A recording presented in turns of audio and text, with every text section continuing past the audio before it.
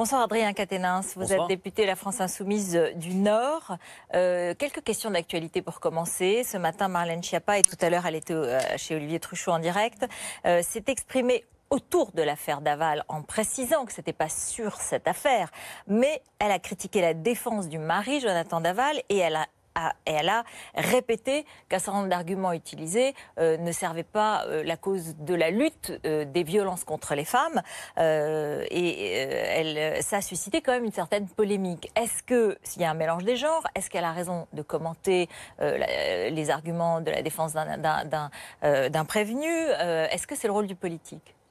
Alors, il y a plusieurs choses. D'abord, cette affaire a suscité et suscite encore une grande émotion dans le pays, y compris parce qu'il y a eu un rebondissement inattendu. L'affaire avait été suivie il y a quelques mois et puis maintenant on découvre que tout le monde s'est fait berner parce que M. Daval est passé aux aveux. Donc il y a une très vive émotion.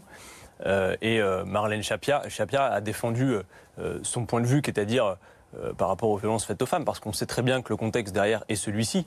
Maintenant, moi je comprends cette émotion, je comprends qu'on ait envie tous de réagir, parce qu'on est tous dégoûtés par ce qui vient de se passer, que cette affaire est grave. Par contre, oui, je mets en garde. Il faut se garder, y compris le politique, et encore plus les membres du gouvernement, de commenter une instruction qui est en cours. Donc la justice doit jouer son rôle, les avocats sont dans leur rôle et il faut le respecter. Que chacun ait une opinion personnelle sur le sujet et qu'il y ait des discussions.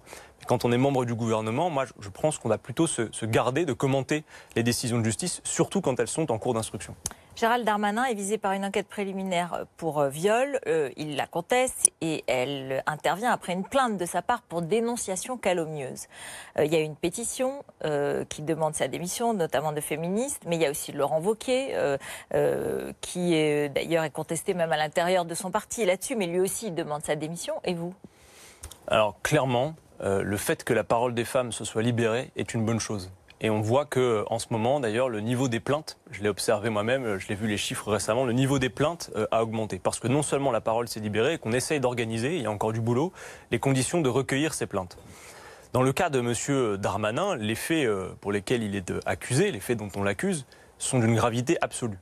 C'est très grave, mais attention, encore une fois, moi je ne suis pas pour qu'on crie à la démission en cours d'instruction. Donc appeler la démission, je pense que c'est malvenu dans le moment. Par contre, très clairement, les faits sont d'une gravité absolue et j'espère que la justice ira assez vite dans cette affaire parce que, y compris, le climat, là, du coup, nous met toutes et tous mal à l'aise. On a besoin de savoir ce qui s'est produit, savoir si les faits pour lesquels il est accusé sont avérés ou pas et que ça aboutisse. Et le moment venu, eh bien, il devra prendre ses responsabilités en fonction de ce que la justice dira.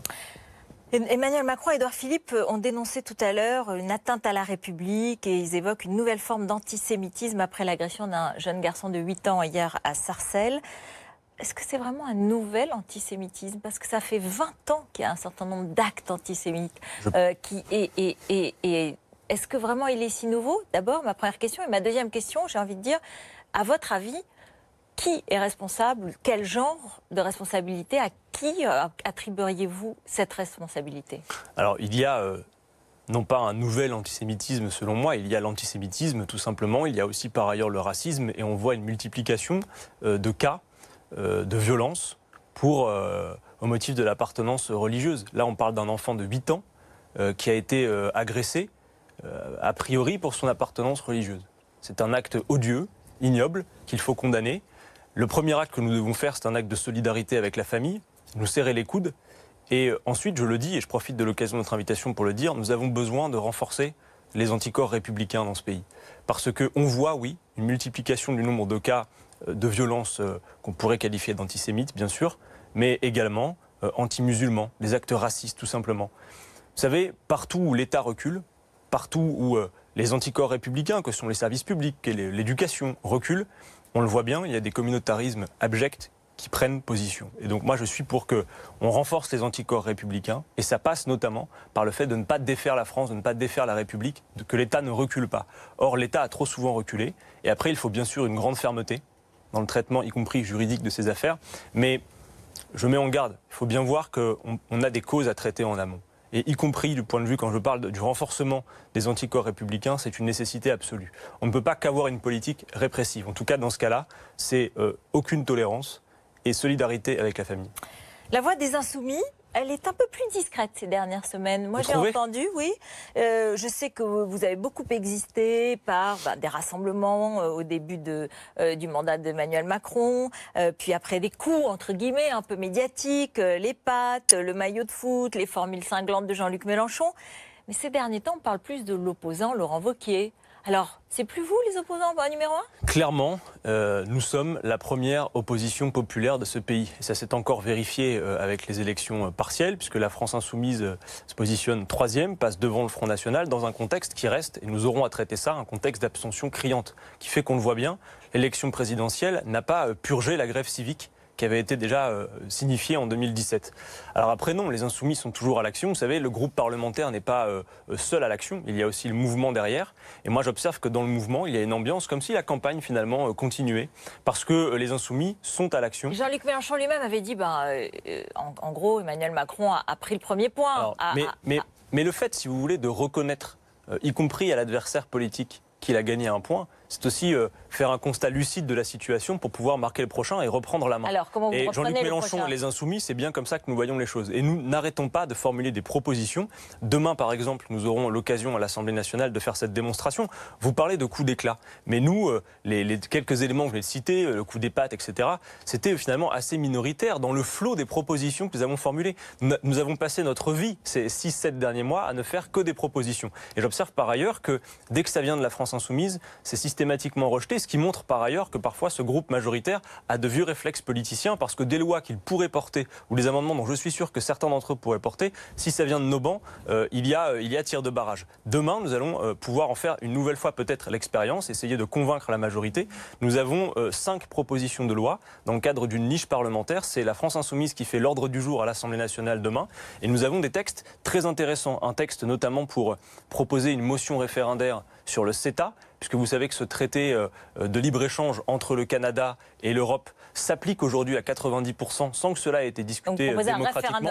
On propose un référendum parce que c'est une question importante de démocratie. On sait y compris que les enjeux climatiques derrière, par exemple le résultat de la COP21 ne serait pas appliqué si on applique ce traité. Or, il est déjà appliqué à 90%.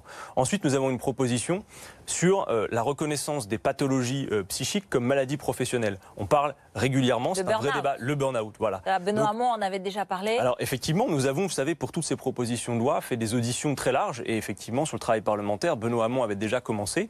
Il avait lui proposé l'abaissement des seuils pour la reconnaissance. Nous avons fait quelque chose qui nous paraît plus exhaustif, qui poursuit un travail qui avait déjà été commencé, qui vise à avoir un nouveau tableau de reconnaissance des maladies professionnelles.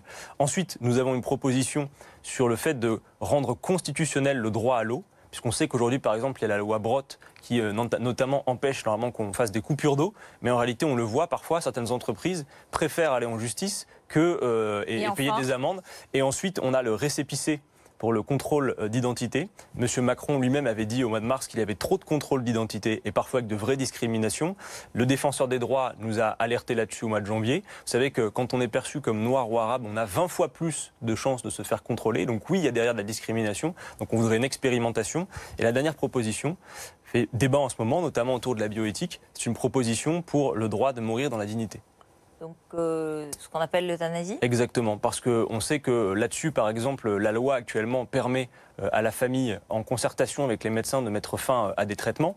Mais on le voit encore, trop de nos concitoyens partent à l'étranger, parfois, pour mourir dans la dignité et subissent des souffrances atroces, un parcours du combattant. Et je pense que le pays est mûr pour avancer, y compris sur ces sujets. On doit pouvoir choisir dignement le droit de sa fin. Donc vous voyez, la France insoumise est une force d'opposition, la première force d'opposition populaire, mais d'abord et avant tout, une force de proposition. Nous voulons, derrière la radicalité du propos qu'on nous connaît, oui, il s'agit de changer les choses en profondeur, nous voulons asseoir cette radicalité sur une véritable crédibilité. Et petit à petit, ça se voit. Merci beaucoup, Adrien Quatennens. Merci à vous.